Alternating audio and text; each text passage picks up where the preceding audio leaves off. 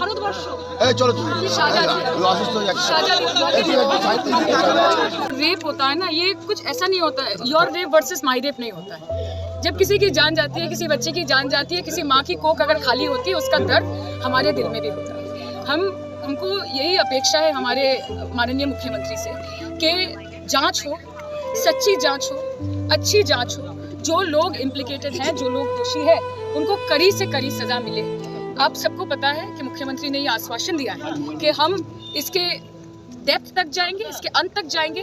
और अगर ये ऐसा देखने में शायद लग रहा है कि 2, 3, 4 लोग इसके साथ युक्त है, लेकिन ये एक बहुत बड़ा रैकेट है।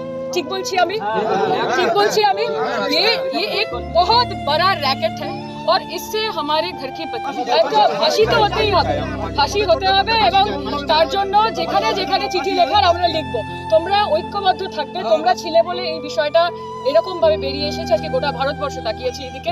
আমরা বিশ্বাস রাখবো আমাদের সরকারের উপর যে সরকার ডেলিভার করবে এবং সরকার কাউকে কোনো রকম ভাবে না বাঁচিয়ে, কাউকে কোনো রকম ভাবে রিফিউজ না দিয়ে সবাইকে নিরাপত্তা প্রদান করে যেটা ঠিক সেই কাজটা করবে।